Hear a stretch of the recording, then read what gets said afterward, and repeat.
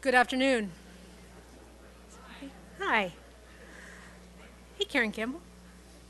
Hi, my name is Carolyn Dever, and I'm the Dean of the College of Arts and Science here at Vanderbilt University.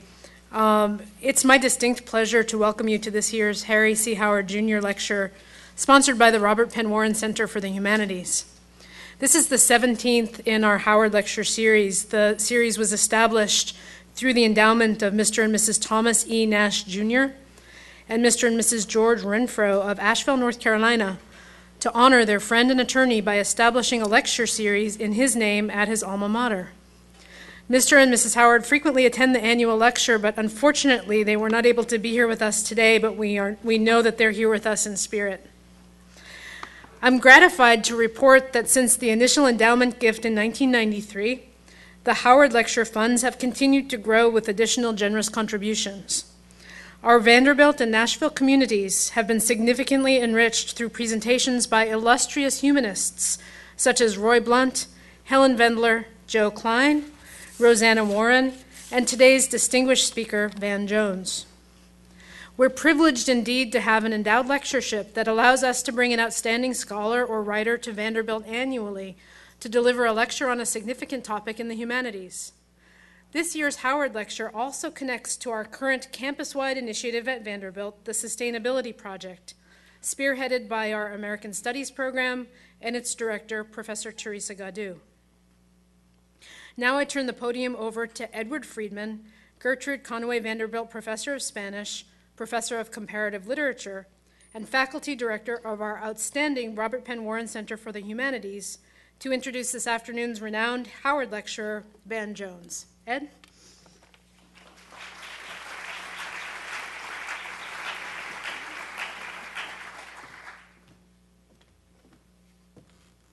Good afternoon. As Carolyn has kindly said, I'm Edward Friedman. I'm faculty in Spanish and Comparative Literature, and I'm currently serving as director of the Robert Penn Warren Center for the Humanities. On behalf of the center and its executive director, Mona Frederick, and its staff and supporters, I welcome you to today's talk. I'm doubly honored to have the opportunity to introduce the speaker for the 17th annual Harry C. Howard Jr. Lecture, and to introduce this particular speaker, Anthony K. Van Jones. I only regret that Mr. and Mrs. Howard are unable to be with us today. Van Jones was born in Jackson, Tennessee, where his parents were educators. He holds a BS from the University of Tennessee, Martin, and a law degree from Yale University. He is an activist and a man of action, terms that are not always synonymous. He has turned his high and admirable principles into deeds, and it can be said about him with no reservations whatsoever that he has made a difference. A list of his accomplishments would no doubt be longer than his talk, so let me briefly synthesize. Mr. Jones is co-founder of the Ella Baker Center for Human Rights, based in Oakland, California, and committed to curb violence and to promote civil rights. Color of Change, formed in the wake of Hurricane Katrina, and Green for All, which, as its name suggests, advocates a green energy economy. He's the author of the bestseller, The Green Collar Economy, which has been called the definitive book on green jobs, and he has served as an advisor to President Obama. Mr. Jones is at present a senior fellow at the Center for American Progress, a public policy research and advocacy organization with headquarters in Washington, D.C. He also has an appointment as distinguished visiting professor at Princeton University in both the Center for African American Studies and the program in Science, Technology, and Environmental Policy in the Woodrow Wilson School of Public and International Affairs. Van Jones is the recipient of countless awards for his commitment to human rights and to the environment. They include recognition by Time magazine as a most influential person, a Hubert H. Humphrey Civil Rights Award, and an NAACP President's Award, to name but a few. As in the case of all who enter the world of politics and public policy, Mr. Jones has not avoided controversy, but it is obvious that he has not let oppositional forces, so to speak, deter him from moving forward on the path of achievement and from fighting for the justice and well-being of those who are not necessarily equipped to be their own advocates.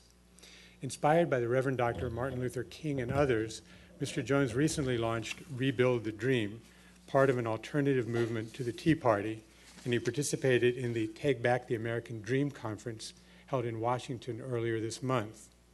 In short, Van Jones is ready and willing to face challenges. He has worked tirelessly. His work has borne impressive fruit. He has a positive agenda when much around him accentuates the negative, and he is young with miles to go. We thank Mr. Jones for accepting our invitation. We thank the benefactors of the Howard Lectures and Mr. and Mrs. Harry Howard for their generosity. And we thank you for being here.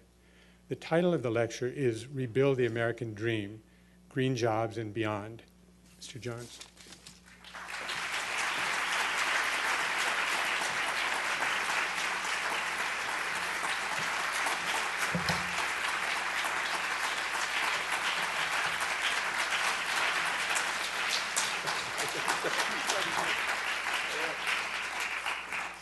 Well, oh, I forgot this thing on. Hold on a second. I don't follow the rules that much. They said I had to cut this on before I got up here. Is that working? Yes. Perfect. Well, first of all, I am so honored to be here. If anybody doesn't like my politics, you got to blame Vanderbilt. And I'll tell you why. When I was an undergraduate, I was at the University of Tennessee, that's true. But my girlfriend, who had more influence on me than anybody else, was a student here at Vanderbilt. In fact, she was the Black Student Alliance president, and there was this little building, not like you have now, that we used to call the House. Now it's called the African American Cultural Center or something. Now, there was a reason that we called it the House. It was a house. Not this monstrosity you guys have now. The past 20 years, you built it out. But I used to come to this campus. I was an undergraduate between 86 and 1990. And talk to Vanderbilt students. This is at the height of the anti-apartheid struggle, trying to get Nelson Mandela out of jail. And students here at Vanderbilt were leading the charge, along with students at Fisk and Tennessee State, to make a global difference. And that was 20 plus years ago. And the very first activism that I was engaged in, even though I was not a student here, happened just over there at the African American Cultural Center here at Vanderbilt. So I feel like I'm coming home. And I'm so glad to be home. And I'll tell you why. This is probably one of the most important and exciting and pivotal decades in human history. And we get a chance to be a part of it, to make it into something special. And I want to tell you a little bit about what I think we have a chance to do in this country. First of all, there is some peril you may have noticed. Economically, we are in trouble as a country. Yeah. It's my friend Lori over there. We are in trouble as a country economically and also ecologically. And there's a connection between the two. There's also a solution for both that I want to talk with you about. And before I do, I want to tell you how I've arrived at these, I think, pretty neat ideas about how we can make America better. So first of all, I was born into a militant, radical Black Panther family. Okay, I'm just joking.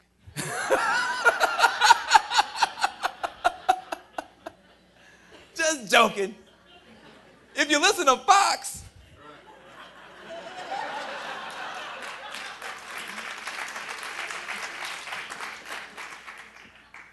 no, actually, that's not true. You know, they were like, we finally got it on tape. He admitted it. No, just joking. That didn't happen. Actually, I was born in a small town, Jackson, Tennessee, just a couple hours from here. My father was actually a cop in the military when he met my mom. And he went on to become a public educator, turning around tough public schools, helping some of the poorest kids in our county get on their feet. And the reason my dad was able to do that is because he was born into abject poverty himself. How many people know where Orange Mound, Memphis is? Yeah, right. So he grew up in, at the time, the biggest black ghetto in the country. My father was born into that. And in order to get out of poverty, he joined the military. And when he got out, he put himself through college. Then he put his little brother through college. Then he helped a cousin go to college. Then he helped me go to college. And he helped my twin sister, Angela Jones, right there. Give her a round of applause. My twin sister's here, Angela Jones, helped her go to college. So I don't need anybody telling me about the need for bootstrapping. Willie Anthony Jones was the bootstrapper's bootstrapper. He had to make his boots to strap himself up with. He had to kill the cow with his bare hands and rip the leather off with his teeth to make his boots. And then he used, so don't tell me about the need for bootstrapping. My dad invented it, all right?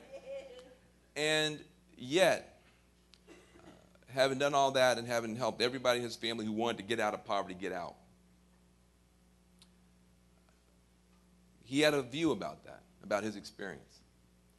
And it's a view that I rebelled against, but I came back to. My father's view about poverty, about the economy, about opportunity was pretty straightforward. He said, nobody can give you anything that's going to stop you from being poor. Nobody. He said, if they give you money, they won't stop you from being poor. They'll stop you from being broke. But if you're still poor in your mind, you're going to be broke again tomorrow.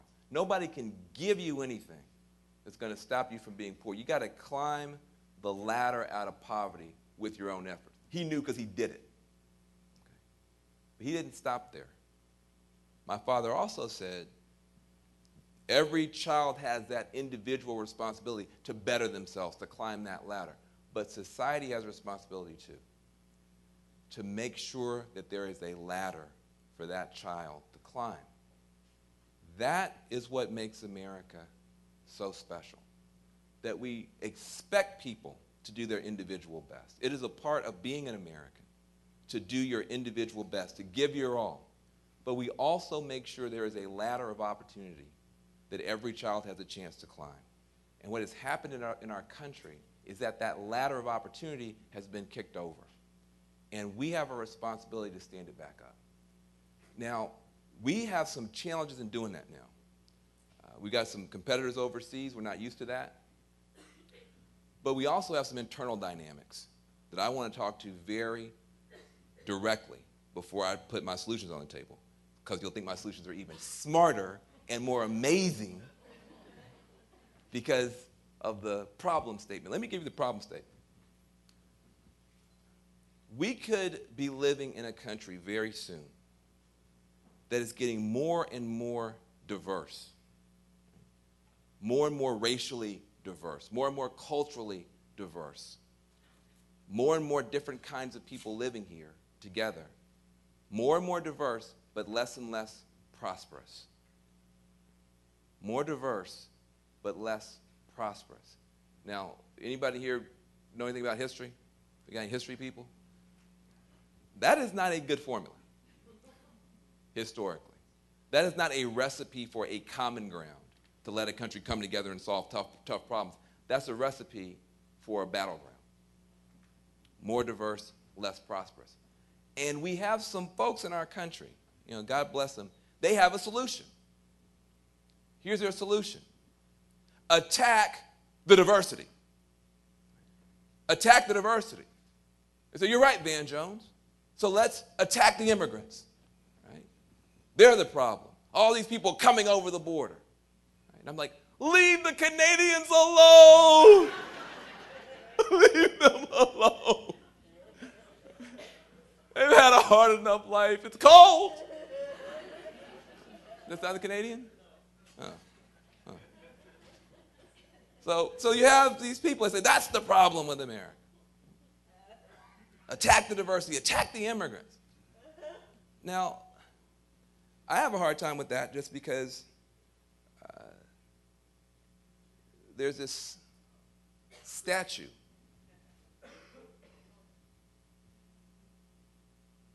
There's a statue.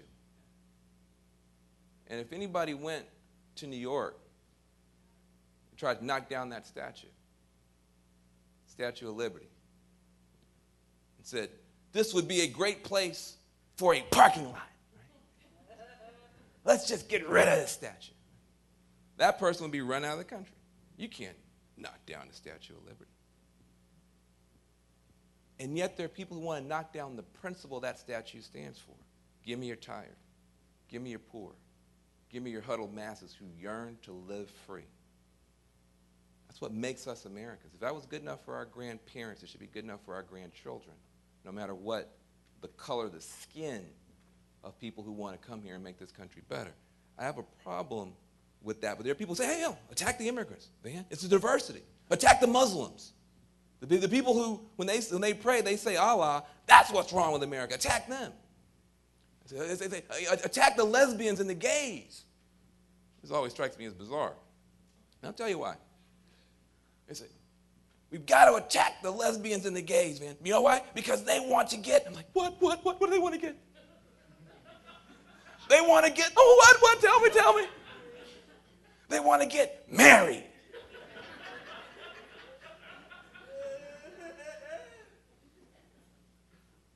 I think to myself, no, that's it. They want to get married. And if the lesbians and gays get married, all of the straight people will have to get divorced, you see? And therefore, they're threatening our marriage. This strikes me as strange. This just strikes me as strange.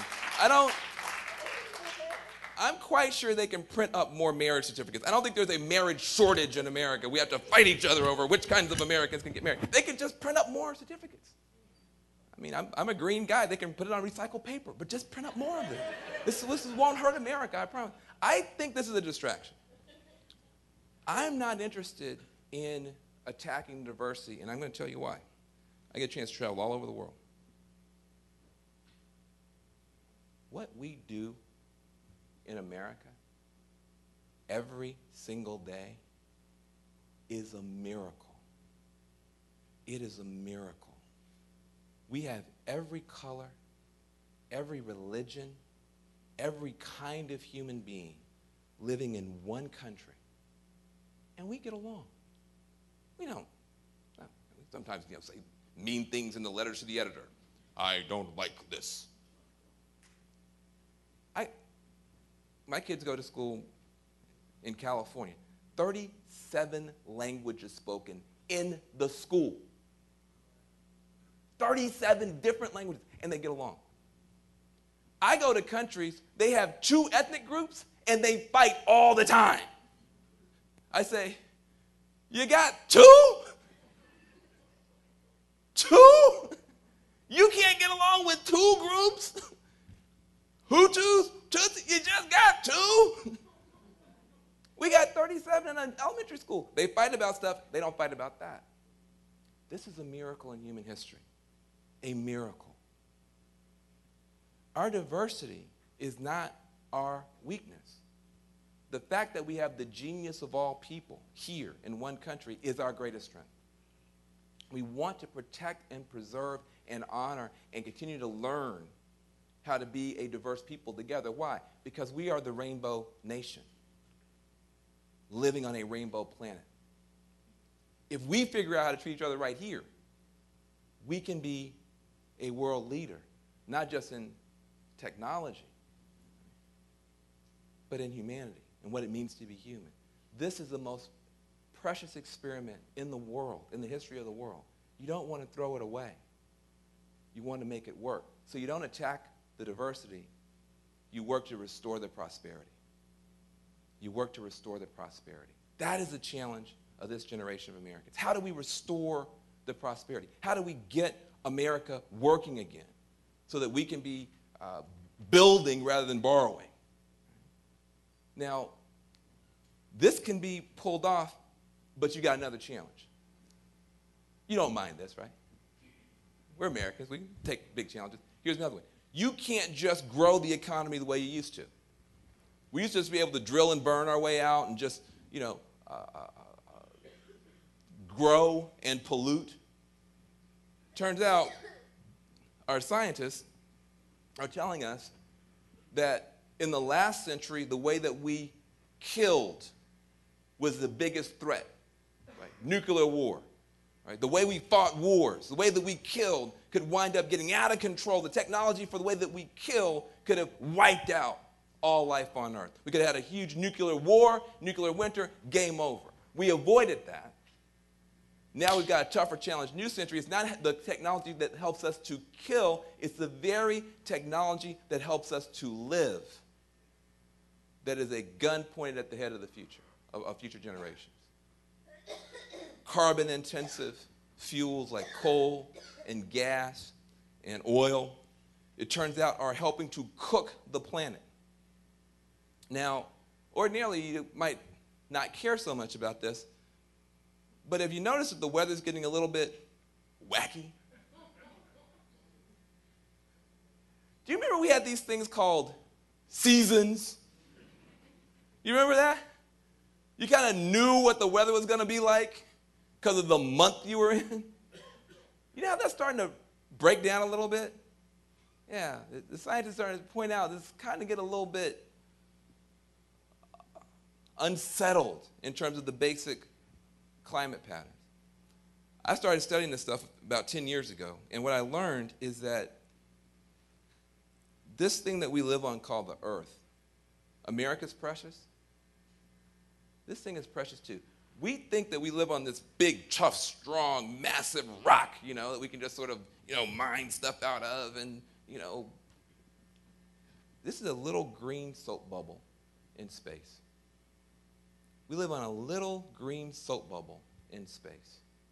That's really where we live, turns out. Why do I call it a soap bubble? Does anybody know what the biosphere is? Anybody heard of the biosphere? A couple people? Just try to help you visualize this. Here's the biosphere. If you went as far down as you possibly could into the depths of the ocean, way, way down where the little blub, blub, blub people live. Right? The little blub, blub things? Where like God made a mistake and just kind of... like those kind of things. Way down, as far as any possible life you could find. Like that would be the bottom of the biosphere. And then if you went to the highest mountain, found the last little microbe that could survive with like almost no oxygen and cold temperatures, that would be the top of it. That is the shell of life on this planet. From the lowest point in the ocean to the highest mountaintop. That is all the life that we know exists in the entire universe. If the earth was the size of a basketball and you just painted it green, took the basketball away, that shell, just that little shell of paint, that's the entire biosphere. And it turns out it's very fragile.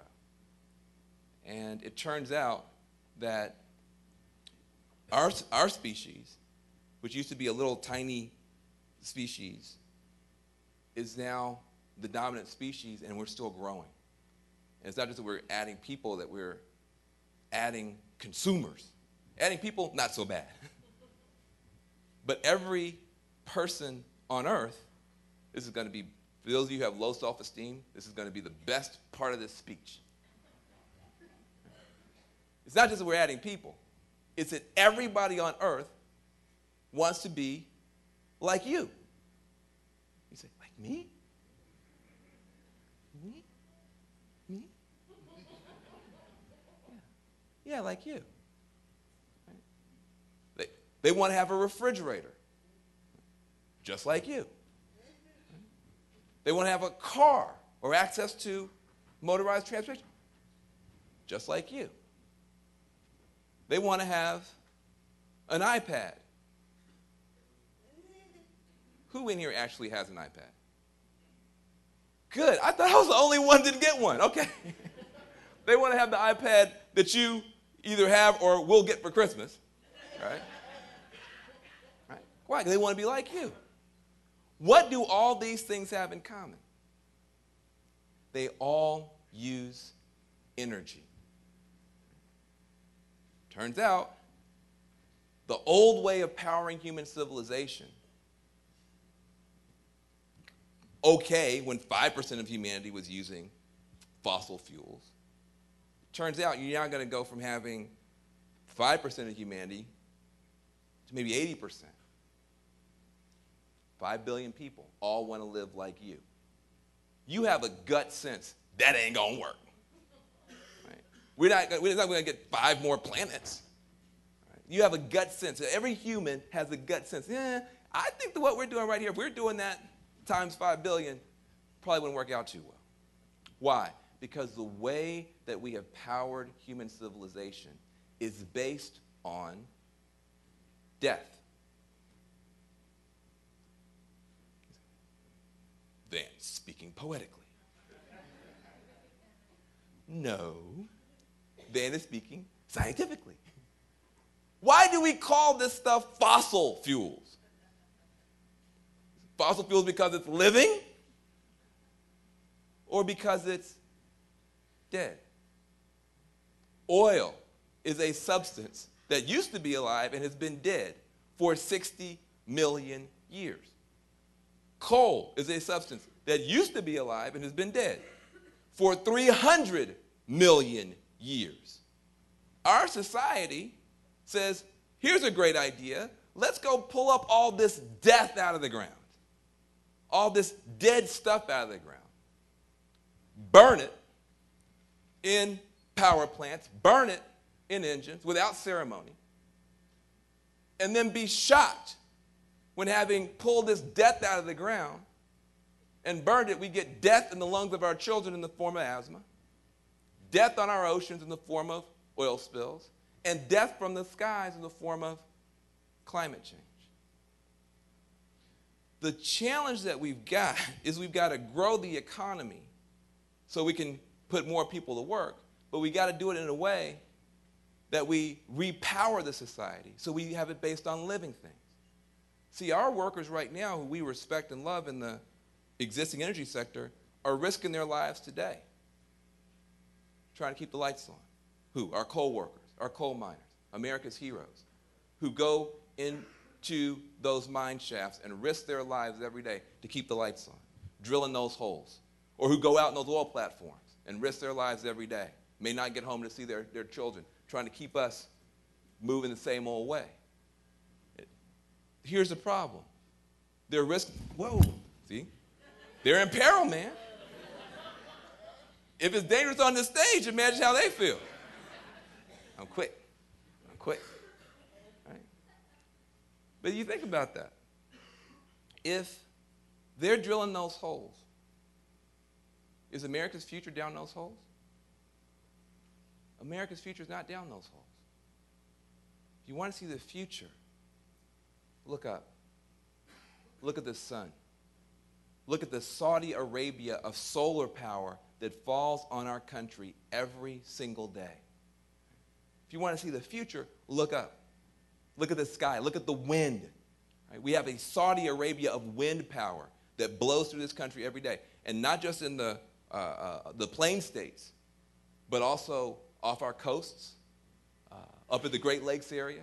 And see, the great thing about wind power, you remember the BP oil spill. If you'd had a wind platform out there, right? If the wind platform falls over, you don't have a massive wind slick that comes and messes up the whole economy and wipes out other industries, right? I've never heard of a wind slick. There's a smarter way to do this. I've never heard of a sun spill, right? Been in many solar plants. Never seen a sun spill. There's a smarter way to do this now, and it creates jobs. Now, this is our way out. This is our way out. We can, if you want to see the future, look up. Look up into the eyes of our workers. Our workers are sitting idle in places like Indiana, Michigan, Ohio, the so-called Rust Belt.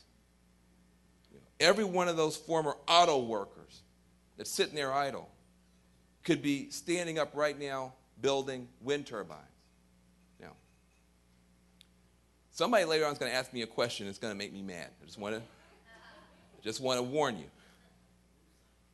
Don't stand up and say, I have a question about those windmills you're talking about. Did I say anything about windmills?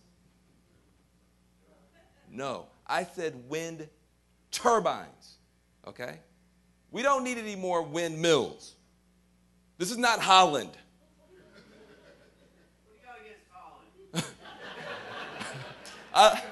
I love them. I love them. In fact, I was just over there. But this ain't Holland. And it's not 1732, okay? We don't need any more windmills. We do need wind turbines. Wind turbines. You got to think Boeing-level engineering, okay? A jet engine in the sky. 3,000 finely machined parts in each one. That's a car. As much steel as is in 26 cars. You can put your auto workers back to work and your steel workers back to work just building the wind turbines to tap the wind energy we have right here and begin powering America clean. And then guess what? When you get done, you can put those wind turbines on barges and take them out the Great Lakes and power Africa up clean. Power Latin America up clean. Power Asia up clean. Power the whole world up clean.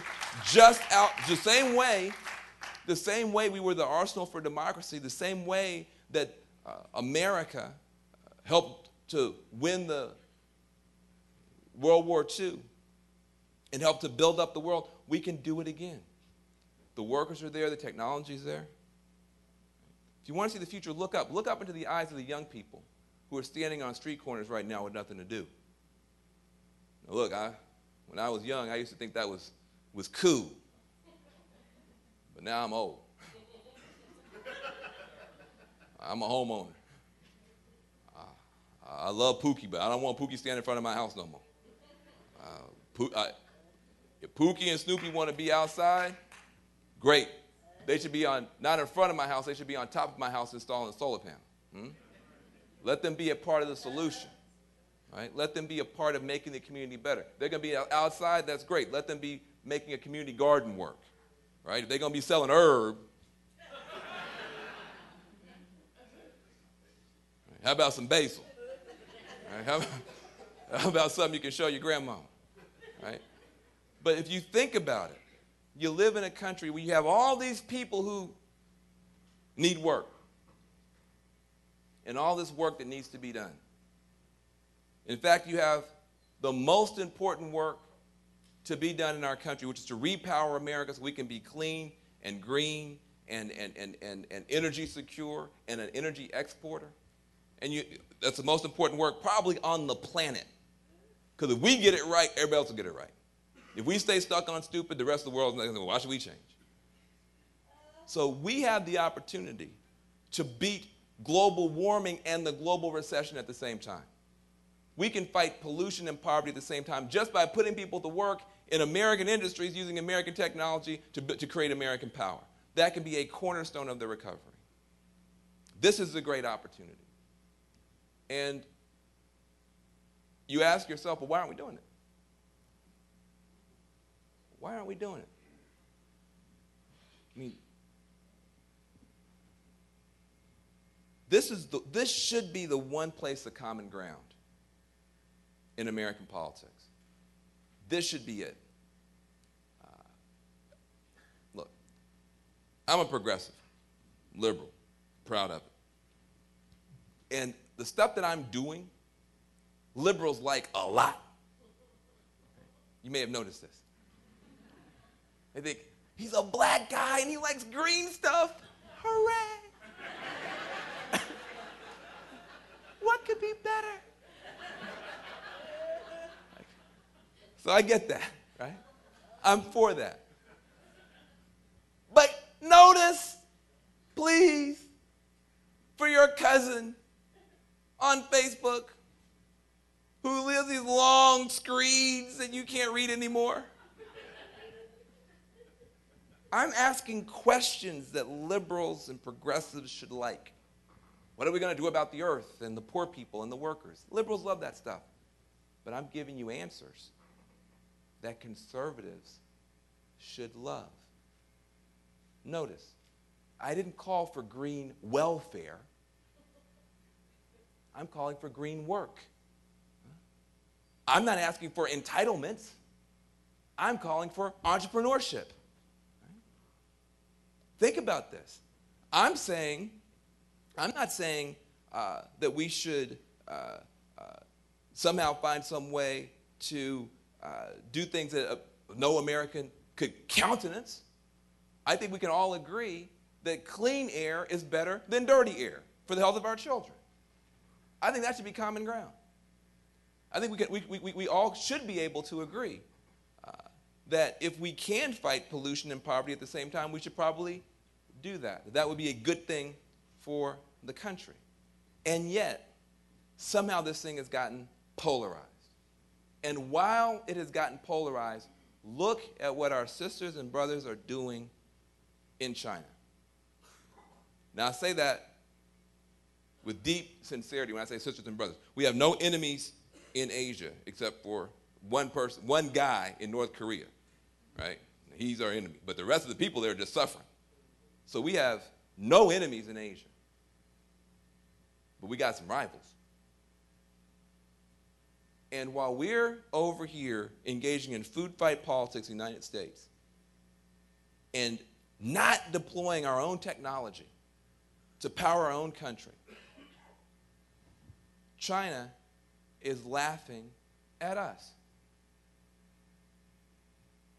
They just put $33 billion with a B. We're arguing about the $2.4 billion loan program that George Bush started and Obama funded that had that 99% success rate and one failure called Solyndra, right?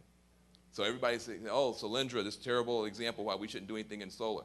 $2.4 billion program that George Bush started, Obama funded, 99% success, one failure, where everybody knows Solyndra, nobody knows the success story.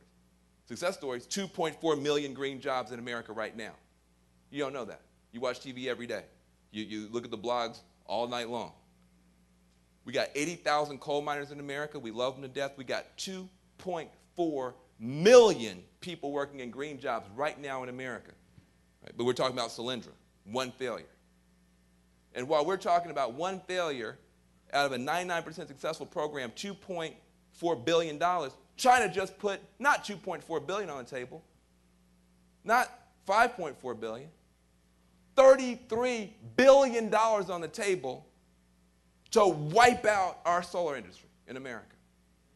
They're going to flood the world with cheap solar to knock down all of our companies, and then as soon as they're knocked down, they're going to jack the prices up, and we will have gone from importing dirty energy from the Middle East to importing clean energy technology from China and skip the jobs and the entrepreneurship in the middle.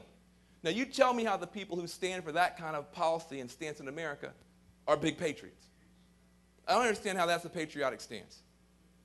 Frankly, if you're concerned about liberty, I'm saying this to my sisters and brothers who are conservative. Again, I'm proud to be progressive, but I respect my sisters and brothers who are conservative. If you're concerned about liberty, shouldn't every American have the right and the liberty to power their own home? To put up a solar panel on their roof? To put a wind turbine in the backyard? And to power their own home, and then to sell that power on a public grid and compete with anybody and cooperate with their neighbors and compete with anybody? Why should we be dictated to 12 times a year with these monopolistic power companies telling you how much you're going to pay for your energy, when you're going to pay it, how many asthma inhalers you're going to have in your community because we're going to power it however we want to? How is that freedom? How is that liberty? And how are those of us who are standing up and saying, no, we want to be able to bust up these monopolies? The single monopoly that these power companies represent with their single monopoly fuel, we want to bust it up. We want more competition. We want more liberty and opportunity. How are we not the patriots? I'm telling you there's something off.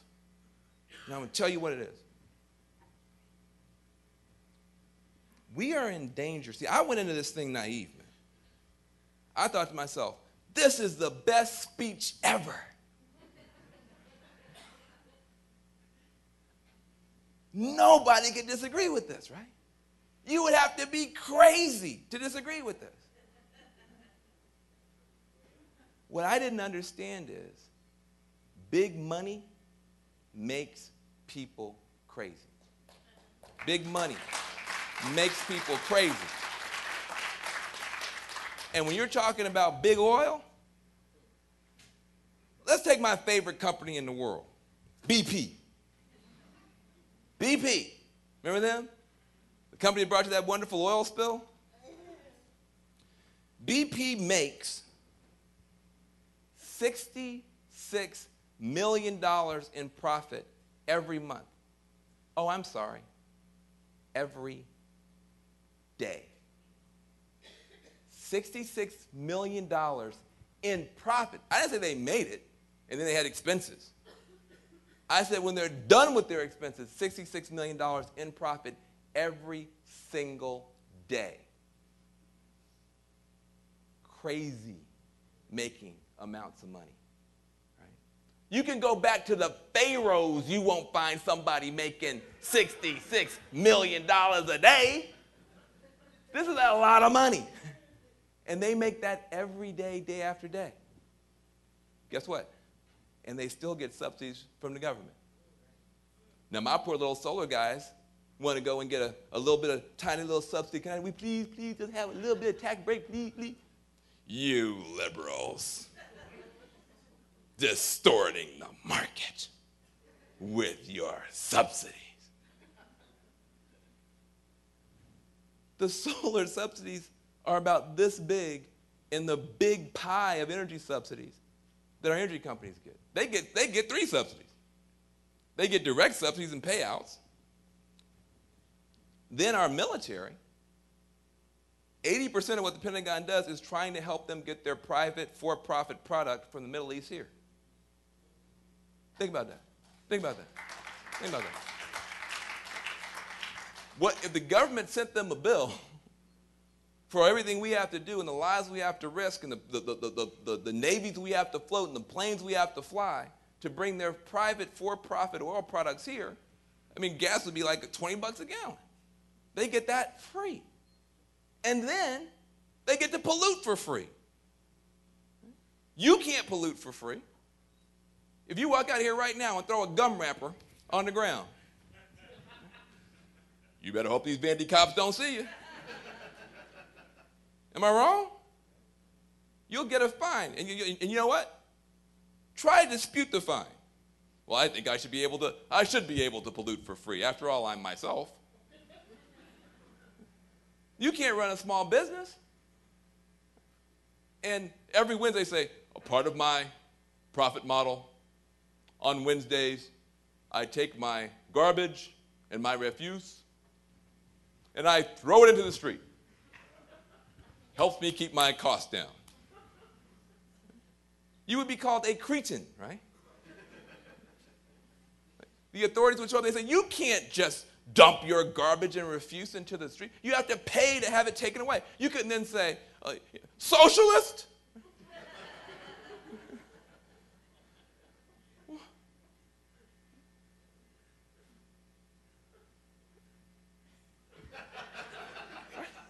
I mean, think about that. And yet, if you get a $25 fine for littering today and pay it, you will have paid $25 more than all the oil companies and the coal companies and the big polluters have ever paid in 150 years of since the Industrial Revolution for dumping megatons of carbon in our atmosphere. The most dangerous pollution in the world is this carbon pollution that's baking our planet, and they dump it every day for free. And we come forward and say, well, maybe you ought to pay something for it. And we get, oh, you're a socialist. Hold on a second now. We actually like markets. I like the free market so much in the energy sector, I'd like to see one. I'd like to see a free market. I'm tired of the monopoly. I'm tired of the dictatorship that we live under with these big energy companies. So what's wrong? Our democracy is in danger of being lost, folks. When good common sense ideas like this that make sense across the political spectrum would be good for the earth, would be good for workers, would be good for our national security, would be good, all cannot get through. That's not democracy. That's plutocracy. Democracy is rule of, by, and for the people. Plutocracy is rule of, by, and for the rich, the wealthy. Now, we in our country love rich, wealthy people. We try to mass produce them here, right? Nobody in America gets mad at anybody who gets ahead based on economic innovation, left, right, or otherwise. When Steve Jobs died, there were as many liberals crying as there were conservatives because we admire economic innovation. We despise economic, financial, political manipulation. That we don't put up with in this country. And that is why that is what you're seeing now. People who have excessive concentrations of wealth, holding back innovation, distorting the public debate, defaming our scientists, misleading the public, and getting away with it. This is the big threat. There is a threat to liberty in our country. I admire our sisters and brothers in the Tea Party who try to mobilize people to defend America's liberty. That's a good thing. But you have to, if you're going to get the right solution or prescription, you got to get the right diagnosis. And if you understand where threats to liberty come from, they never just come from one place. They never just come from excessive concentrations of political power.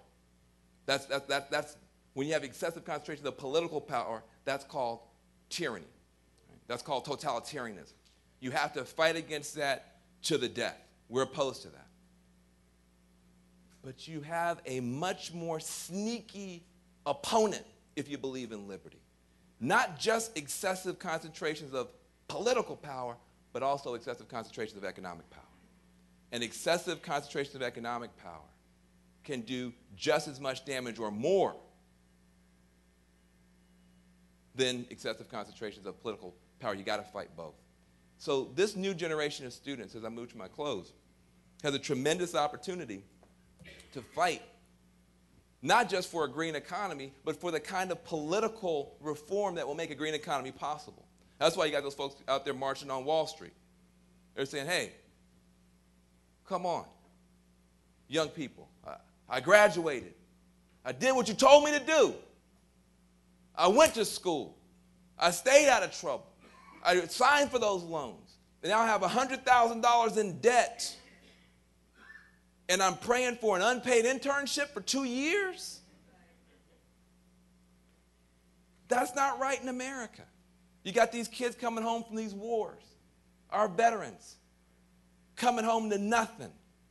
Nothing. No jobs, nothing. Obama's doing more for them than the prior administration, but nobody's doing enough for these young people. Nobody. And they deserve better. As long as Halliburton could get a cut, we could support them to the nth degree.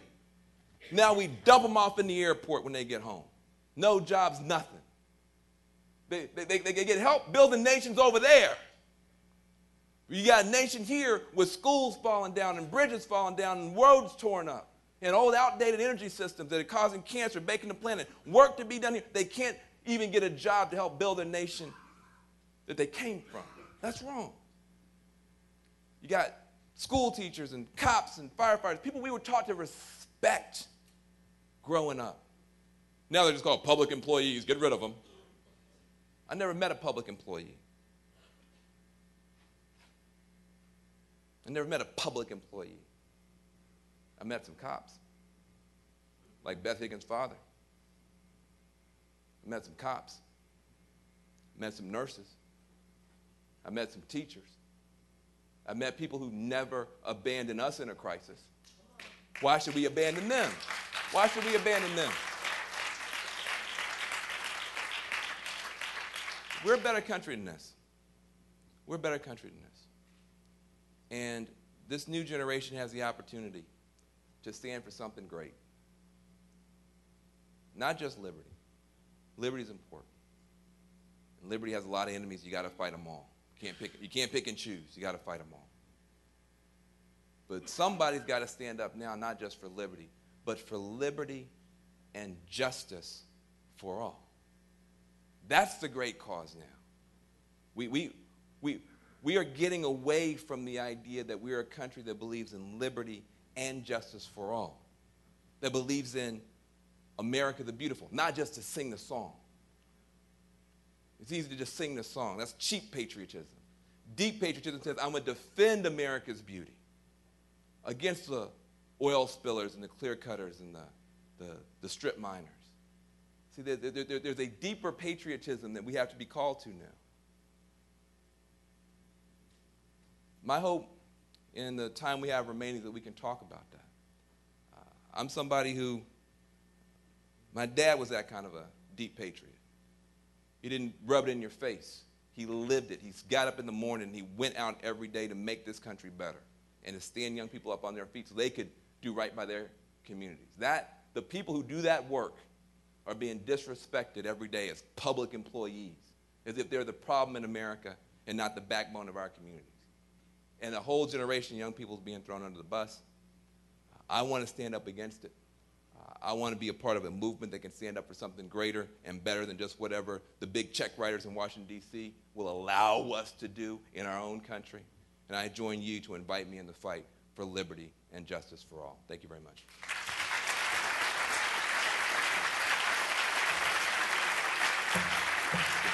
Thank you.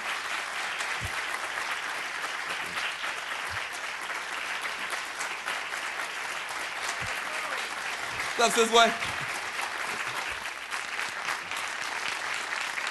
Thank you. Thank you.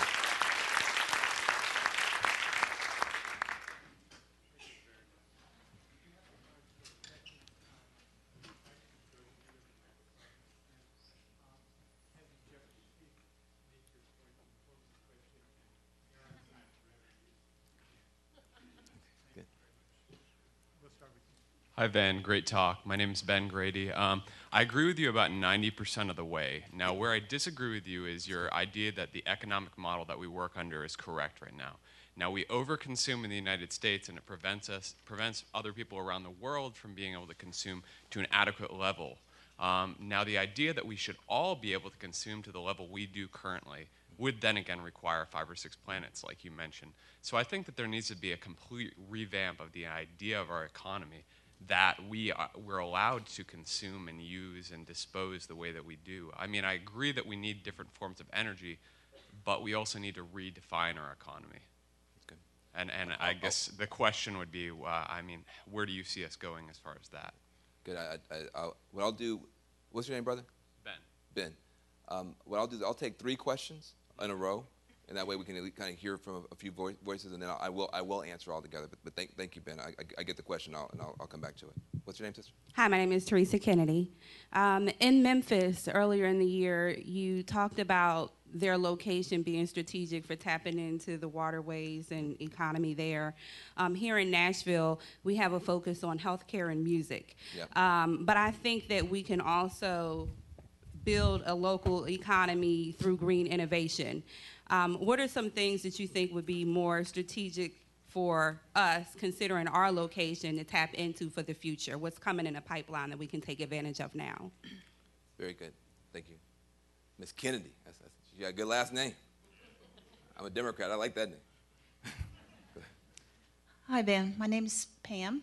Thank you very much for your work. Love the plutocracy message. That's what we really need to be hearing. My question has to do with whether we can extract the resources that we need to manufacture the wind turbines and the solar panels, and then actually manufacture those with wind and solar energy. Gotcha.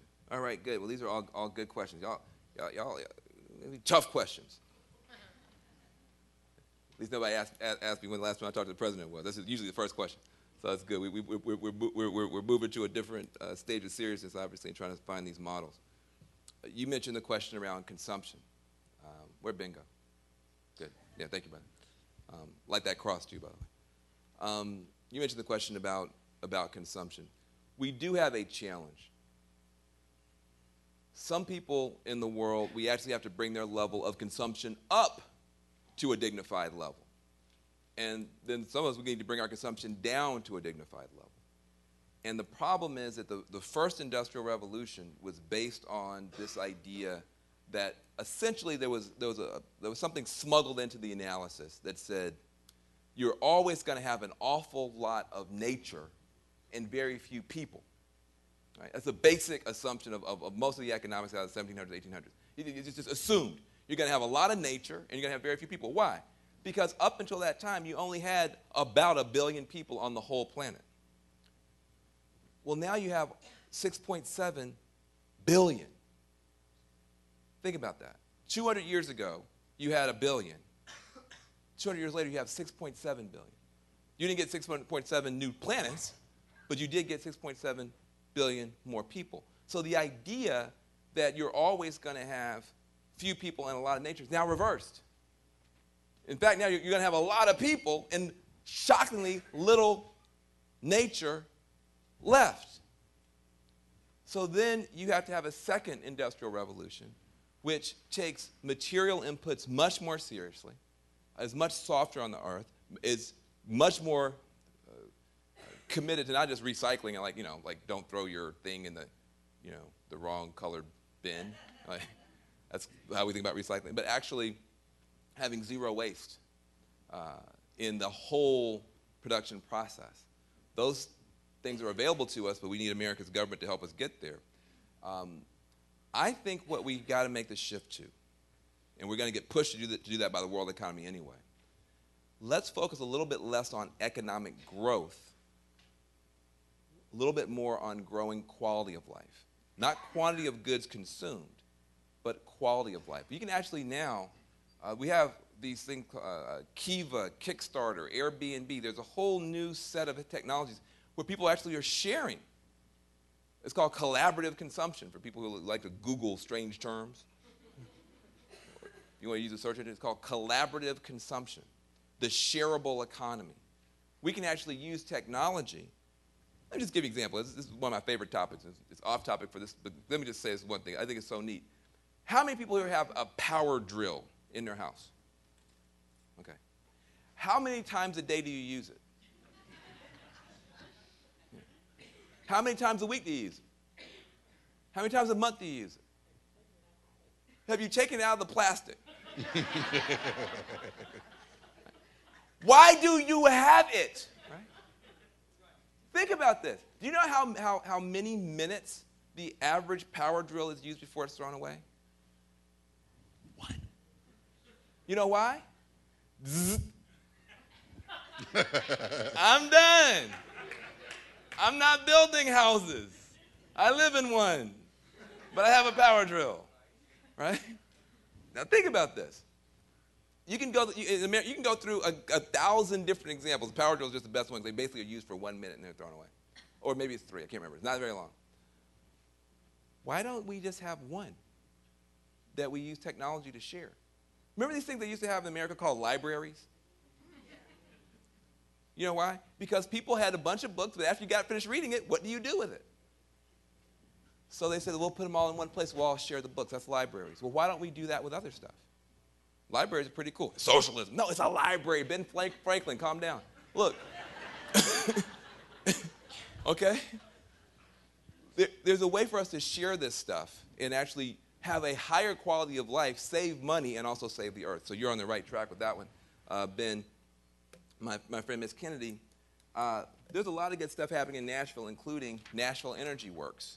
How many people have heard of this new program that's going on? Give them a round of applause. Now, there's a young lady that's been trying to promote this. Is she here? Does she have to go? Is that you? Yeah, who's the young one here from the mayor's office? Oh, hey, Chris. Hey, how are you? Hey, stand up. Give this young man a round of applause. He's working hard to try to bring good stuff here. You know, there's a way with retrofitting houses, weatherizing homes, to actually create jobs by saving energy, taking wasted energy and turning it into wanted work. How does that happen? I always give my talks about solar panels. You know why? You guys like solar panels. You think solar panels are sexy, right? Like if I say, oh, I'm for solar, you go, yes, solar. I don't know why it is. I give lots of talks. The solar thing always works. Do you know what's actually going to work the most? Insulation. A caulk gun. Woo, caulk. See, it doesn't work. It doesn't work. But actually, before you put the solar panel on, rather than using solar energy to heat and cool a leaky home, the first thing you do is you retrofit and weatherize that home so it doesn't waste energy. And that's where a lot of the savings comes from, and that's where a lot of the jobs come from. And those energy efficiency dollars, it turns out, my good friend here, they're the hardest working dollars in the American economy. You know why? Because that same dollar, suppose you're a laid off worker and we have an energy efficiency program. We stand you up now, you're a worker. We give you $1, that dollar's your salary. That dollar just cut unemployment. But that dollar's not done. When she walks across the street and retrofits and weatherizes your grandma's home, blows in that clean, non-toxic insulation, takes out those boilers and the old boilers and the old furnaces, puts in all the new stuff. That same dollar that cut unemployment just cut grandmama's energy bill. Now, guess what? Most of the time, somewhere close by, there's a power plant someplace. If grandmama's energy bill just goes down by 30%, guess what? The pollution just went down by 30%. That same dollar that cut unemployment and cut grandma's energy bill just cut pollution, which just cut asthma. That same dollar just took an asthma inhaler out of some little girl's pocket. And if you finance it the right way, the savings that grandmama has can pay for the work, and you did the whole thing for free.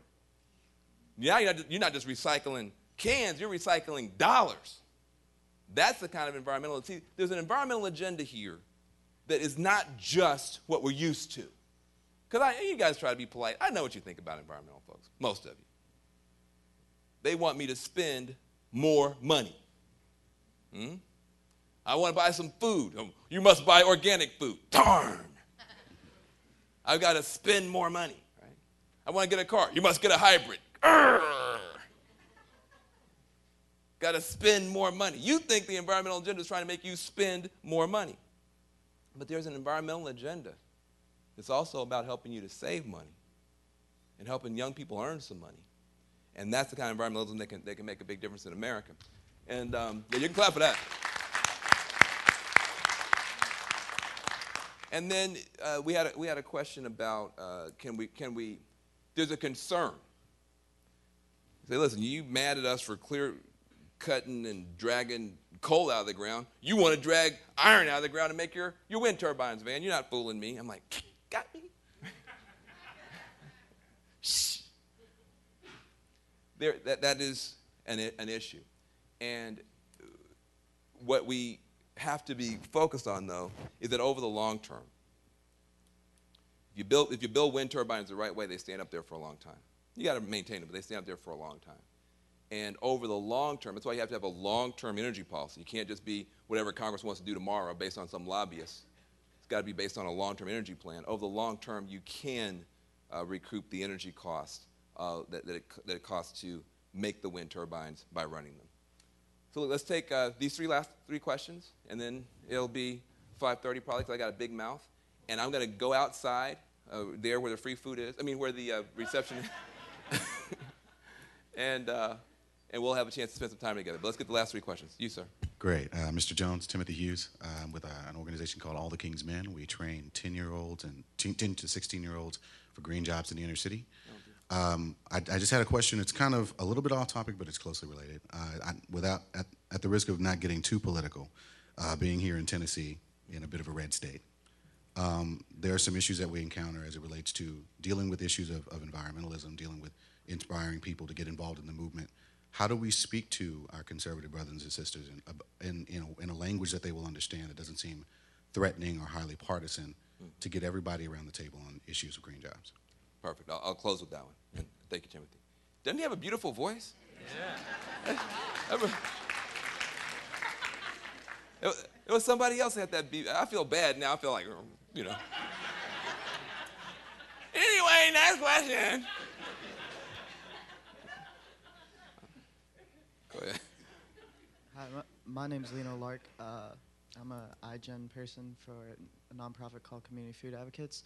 Right in the mic. All right. Boom it out like Timothy. It's one of those mics.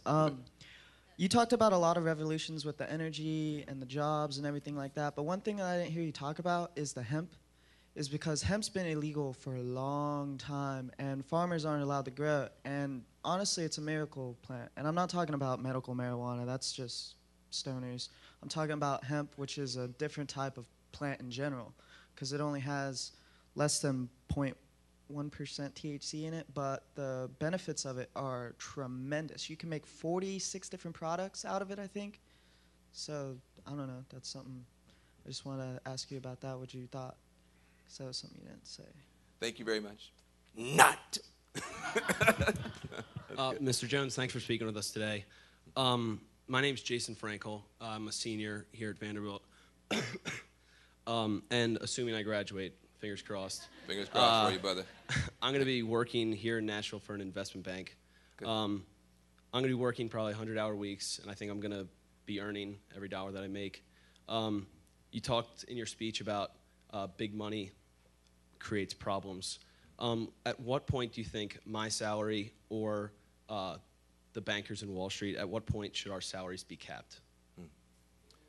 Good question. Let me start with that one. You know, the problem with our sisters and brothers on Wall Street and who are in the financial sector is not primarily the money that they're making. It's the money that they're not recirculating. We got into this situation where the financial sector created a pretty tough cycle for America. They were able to, with lobbyists, and ask me how I know, I've spent a lot of time in Washington, D.C. People talk about the occupation of Wall Street by these protesters. You should be concerned about the occupation by Wall Street of our nation's capital when you talk about these lobbyists. That is a real deal. And there's about 1,000 protesters down there. There's 20,000 lobbyists from Wall Street in Washington, D.C. every day. And what happens is over time, the wisdom of our grandparents and our great-grandparents started getting taken out of our law books. See, our grandparents weren't stupid when they put in things like Glass-Steagall. And both political parties did this now. So let's be clear. I'm not talking, it's not a partisan thing, brother. Both political parties went along with this idea that apparently our grandparents were stupid after the Great Depression when they put certain checks and balances in place to make sure that our banks could only behave in a particular way, that you couldn't turn Wall Street into a casino.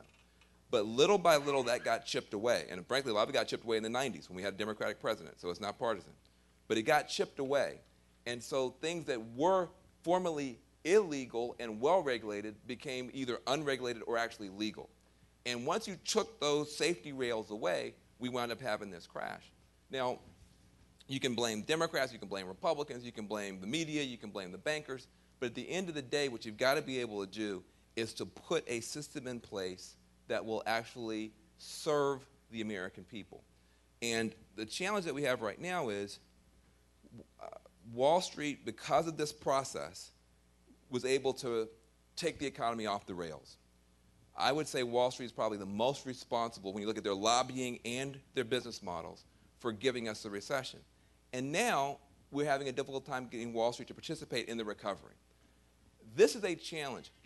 Ordinarily, what you would want to be able to do if you were a young person going into this profession, you would want to be able to say, listen, I'm going into finance. I'm going to actually help entrepreneurs. I'm going to get capital to entrepreneurs so those entrepreneurs can create jobs. That's the model we all want to get back to. The problem is now we have the finance sector. People are making so much money making money they're not lending money to the entrepreneurs to create the jobs. And so the money is stuck. It's like a CD that's like stuck. Remember CDs? You guys have MP3s now. Remember CDs? And sometimes you'd be at a party, and you're like, hey, this is great, this is great. You're like, wait a minute. No, the CD is just stuck, man. This is not great. This is the same, it's not no break beat. This is just like a stuck CD. So that's where we are in the economy. It's like all the money is stuck, and people are making so much money off making money, they're not doing what they're supposed to do. So here's the thing. I love bankers. In fact, we're fighting now for the credit unions and other kinds of bankers to be able to, again, I hate the monopoly, break up, have different kinds of bankers, different type of models.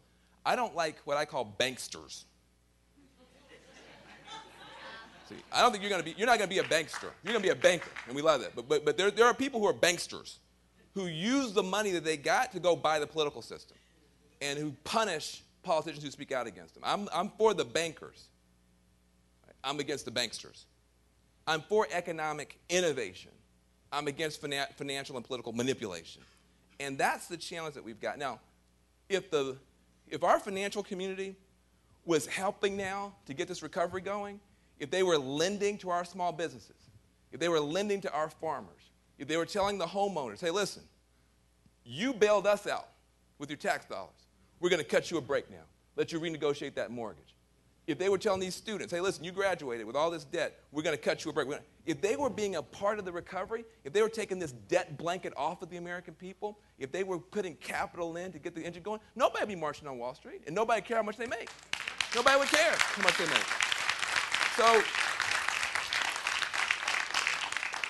So when we're out there marching and we're saying, we are the 99%, we are the 99%, in the back of your mind, we are the 99% fighting for the 100%.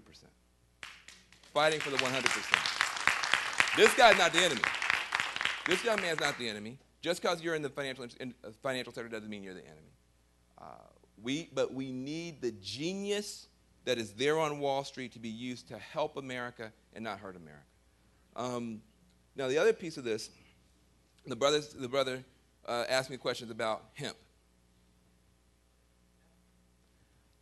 I don't want to be on Fox News no more. I just ain't going to answer. I'm sorry. Can somebody just cut me a break? Look, you gave your own answer to your own question, but if I get up here, a former White House official talking about that thing you just said, I'm going to be back in trouble, and I like not being in trouble, so I'm going to be a coward today on your question. So thank you very much. And then now, I'm honest, man. Am I? That's how I got in trouble, being too honest. I'm Willie Jones' son. I'll tell you I ain't going to answer that question today, but I'm glad you raised it. And y'all might want to get a Google search on. Now, my brother Timothy,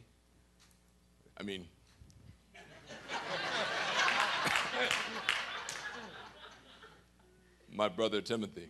I can't even do it. Now, you asked the most important question tonight. I want to save it to last. This thing can't stay polarized. It cannot stay polarized.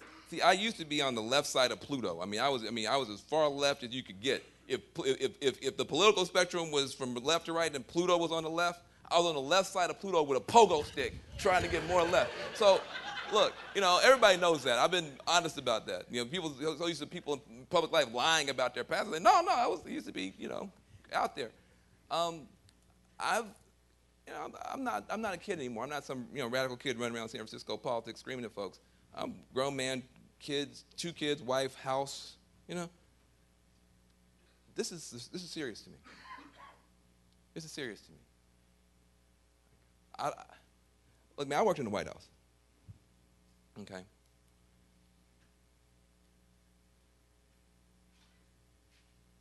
You ever been in an airplane? You ever hit some turbulence? You think to yourself, I hope they know what they're doing in the cockpit. I was in the cockpit, okay? I saw the reports. People, well, global warming's not really real. That's not what the Pentagon says, buddy. That's what the Pentagon says. So I know really for real the peril, economically and ecologically, that we're in. So this is the real deal for me. We've got to depolarize this issue. We've got to. My grandmother was named Alice Singleton Kirkendall. Alice Elizabeth Singleton Kirkendall, our grandmother. Get it right. We called her grandmother. Okay, actually we called her Big Mama, but anyway.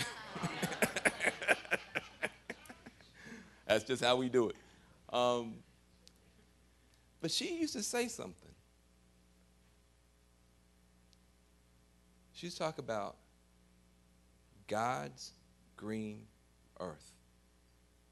Now, she wouldn't say it that way. She'd say, what in the name of God's green earth are y'all doing? You know, but think about that. Think about that. God's green earth. God's green earth. That's what this is.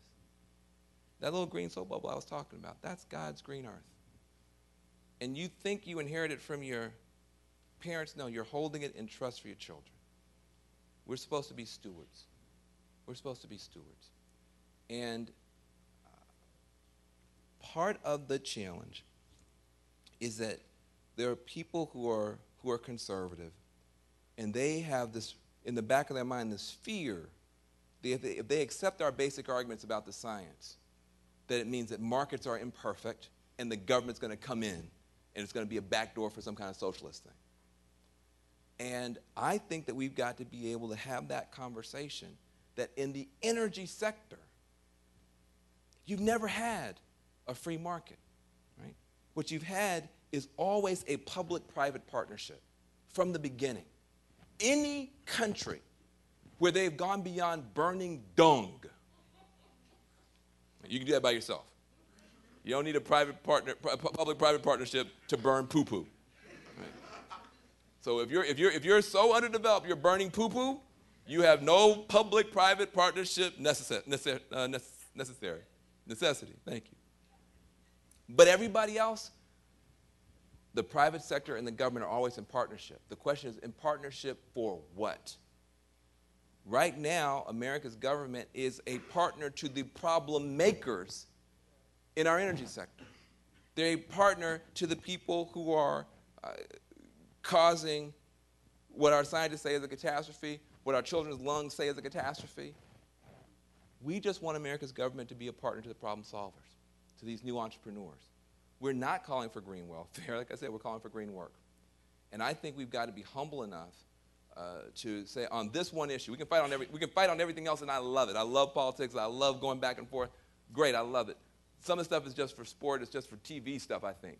But this is not. And somebody with your commitment to young people, to the next generation, you're trying to put them on a positive track. You're trying to give them something positive to do. You're trying to get some of them, I'm sure, may have been the troublemakers. You're trying to make them to be the problem solvers in communities. You're trying to unlock that genius to use it for a high purpose. And you got that beautiful voice. I think everybody, liberal, conservative, and otherwise, should stand with you. Thank you very much.